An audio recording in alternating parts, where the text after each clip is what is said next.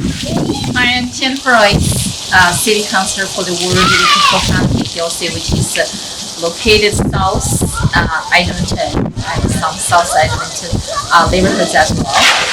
Today we are in Hometown Park, so I'm so happy to tour you this park and specifically as you can and you can see there is a spring park and in this Hometown Park. And so this spring park actually is South Edmonton in our world is the first one spring park.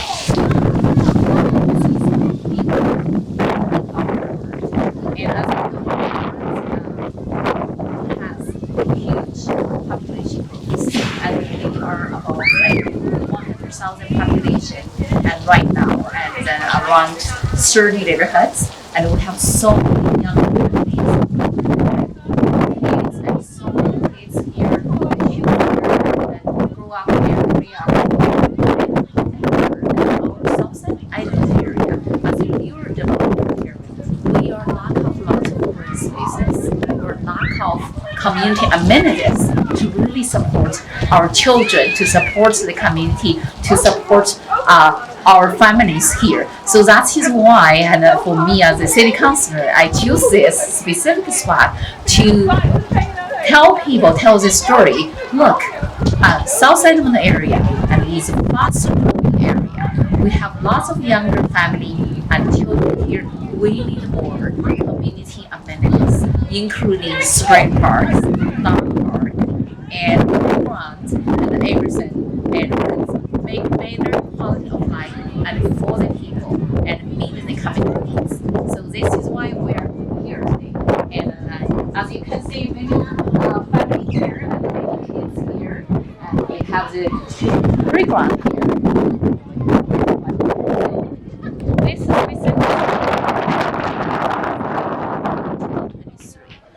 is lots of effort and together working with community and the city. And today, and we are actually in the one really unique location, and it's called Discovery Business Park, and which is located in my ward. I'm so happy here to be and with our Discovery Business Park and Vice President Rice, Mr. Your last name and maybe Chris Augustin, yeah, Senior Vice President. Yes, I will ask you to introduce yourself and why I'm choose this location, and it's so important. And I want to give a little bit of information here. I was elected in 2021 as a city councillor. After I elected, I learned, and in our South Edmonton, actually we have the spatial and industrial park. This spatial industrial park and provide opportunity and globally, and then for to attract investors and come to our city and city of Edmonton to provide lots of opportunity for the commercial development, industrial development, and then really the good opportunity for our city's economy. And so since I become councillor, I come here a few times already. So I couldn't remember this is third time or fourth time. And so what I look at this is how our city really could provide the support for the investor feel comfortable and come to our city and then to do investment and to do the commercial and other type of development and really build our city's economy and also extend our city's tax basis. That is a really good point. And by expand city's tax basis, and we can have opportunity to reduce or offset our residential tax. So that is why I want more people to learn our Discovery Business Park, and I would like to have more people to come here and to see and how the investment could benefit from our city. So I am turned on to the Chris. Great. Well, thank you for the introduction. And thanks for taking the time to come out today. As Councillor Rice mentioned, Discovery Business Park is actually located within South Edmonton. We were actually annexed by the City of Edmonton back in January 2019. So prior to that, we were in Leduc County, and the city annexed the lands, as I mentioned, January 1st, 2019. So we're now in the City of Edmonton, and we offer a unique opportunity. Essentially, Discovery is the largest industrial subdivision within the city limits currently. We have over 500 acres in total. Since starting the park, we've been successful in landing some international covenants, Amazon, FedEx, Sobeys, and a few others. Our intent is to continue the growth and development of this 500 acres, so we'll be building it out with predominantly industrial focused users, and then also our highway frontage lands as you first enter the park along Highway 19 is more of our urban commercial zone land. So it's a great opportunity, like you mentioned, for the City of Edmonton to grow their tax base. We're hopeful that we can continue to land some major users for the area. Not only from a tax-based perspective, it also helps with an employability side. So as your work grows, yes, hopefully there's more and more employment opportunities out here as Discovery as well. Yes. So thank you, Grace. And you actually mentioned a really good point, the employment. Yep. And so I usually visit neighborhoods in my ward. I heard many people talk about, we did not know even Amazon in our ward. Yeah. So this is exciting, and as you can see, Amazon and in our ward, and many people actually live in my ward, Yep. and they work in Amazon. So they reach out to me and then request a few things about, for example, public transit, Yep. and for them to easily come to the work. So I'm working on that piece and really improve our city's transit, make sure people have the place to live and in the world, Yep. and also have the place to go Yeah. work in the world, and it's convenient for them. So I do have another question for you. Since this one, we have like how many industrials and in this? So business right park? now we've developed close to 1 million square feet, and there's currently just over 1,100 full-time employees between the different businesses in the park today. We'd like to at least double that. We haven't hit the tip of the iceberg, but we have 160 acres to the north as well, plus a phase one. So at capacity, we would like to see probably closer to 2,500 to 5,000 full-time staff in Discovery long term. Wow, so I'm looking forward to that. That is actually exciting news, and for the employment opportunities, create so many jobs. Yeah. And for our Edmontonians.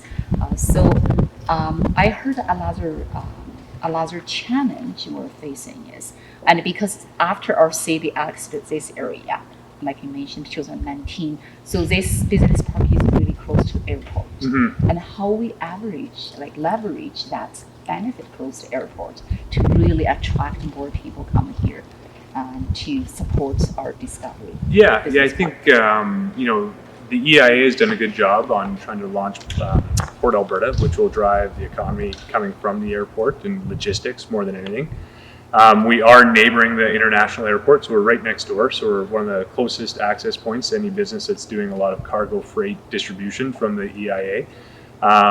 So yeah, we'll be able to hopefully leverage that proximity to the airport and continue to attract larger distribution users moving forward. Yeah. That's great. So last time I come here, I just want to share. Last time I came here, visited this spot, and it's not finished, and just a few months right now. Look at, we have this wonderful spaces. Yeah. We have there's about 160,000 square feet left in this building. We did lease the other side of that demising wall to Crown Packaging, so they're now in the building.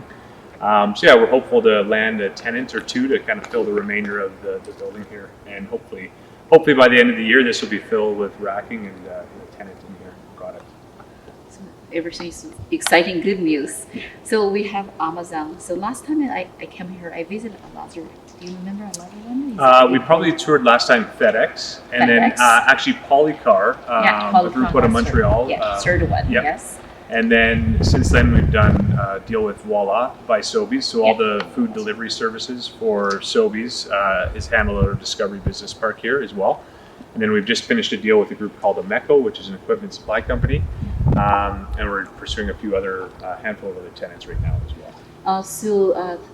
I know we have like different stage, like different centers. So we finished like subdivision, center 1, and so right now we're on the center 2 or center 3. This is still phase 1. This is our last building in phase 1. Yeah. Phase 2 is the 160 acres to the north. But you're right, last time you were here, we didn't have the roads completed. So now the roads have been completely finished throughout the park. If you did a loop around, you'd be able to see all the sites that are available. Yeah. Full services are tied into the property lines for each site, and then underground services and all the sites have been stripped and graded. That was the other point. That's wonderful. And I do have one more question. And I think that's all my question. Through this tour, I'm thinking, and we had a conversation before, and we're facing some challenge. And is there anything do you think our city could do better to support our city's industrial development, and from this perspective? And as you know, and then myself, I actually pushed really hard to get our city the industrial investment action plan out. Yep. And so that plan and gave us basic guidance and tool and how our city move forward. Yeah. So from your perspective, is there anything we could improve, we could do differently, or we can do better? And Yeah, definitely. You know, I'd like to point out that administration has done a really good job so far on listening to development. We have a lot of hurdles to get past still, but you know, the city just came out and announced a 40-day approved permit timeline for industrial development. yes, That's a huge win. I want you to capture that one. One of the disadvantages that the city has had compared to the surrounding municipalities has always been permit timelines and property taxes. So the tax conversation is a conversation the city's going to have to address and hopefully work with development to try to bring down in the future, because the reality is when you're looking at big box industrial like we're in today, if you can save $2 to $3 a square foot on your property taxes and move just to the other side of the highway, you're essentially saving, you know, on 160,000 square feet, that could be, you know, over 500,000 per year in operating income. So taxes is a big item the city still has to continue to work on.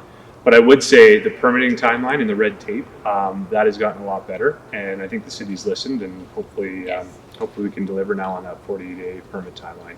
I really appreciate that, and then definitely in our city and work like you mentioned, administration, council work together. We really want to push the permit application, deal with that timeline to shorter and shorter. Yeah. And because last time I heard is some investors come here and they can get a permit and very quickly in 1 week, and from Leduc County. And for our city, I think that we still have room to go that faster. But at least, and we see that progress, and we see the shorter and shorter timeline and come to the city. For sure. And the only other thing with Discovery specifically, you mentioned it earlier, was the transit conversation. A lot of the warehousing employee staff need access to transit. So we'll continue to work with the city on that, because currently there is no transit loop through Discovery. That is something that would go a long ways in trying to attract tenants. Yes, since we had that conversation last time, and I'm happy I got the opportunity to really discuss this challenge with city administration, and then we want to look at the way and work with the partners and even our neighbor next door, and then from Leduc County, and how we can work together to provide that services. And because many people choose live in South Edmonton, and then in the past 5 years, the city's population grows, so it's about like 30 or 35% and choose live in South. So if that is the case, that means we need to look at how we can improve with transportation, how we can improve infrastructure to really support and people living in this area, also support the development beyond 41st Avenue. Yeah, exactly.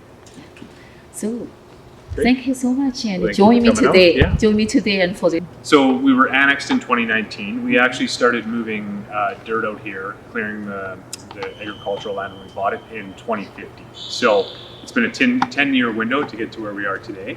The nice thing is we've kind of gained a critical mass now with landing a few of these larger users, where more and more groups are starting to look and focus on this region.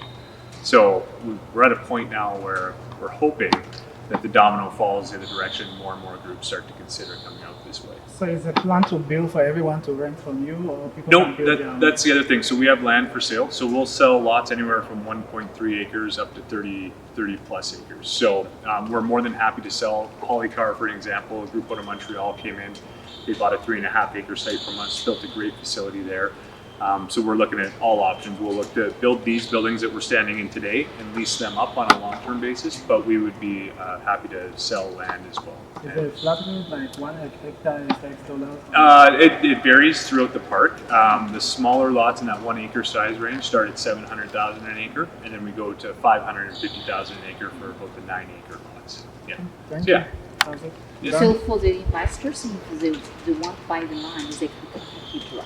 Right? Yep. So they don't need to go to like Edmonton or. Nope. We prefer to deal direct if we can. It's always nice because then we learn a little bit more about the businesses that are coming in, and we can work with them to identify the issues that they have, or design a facility exactly for what they need. So we always prefer to get involved in the conversation sooner than later. So this is mostly for big businesses because it doesn't look like most small businesses can expand this. Yeah, this building specifically, yeah. This is kind of our larger distribution facility. Some of the buildings that we drove past here, we do have smaller bays. So this, like I mentioned, is 162,000 square feet. We've done a couple deals in the 20 range in those buildings. So just a small footprint. Unfortunately, this was the only one we had vacant today for us to take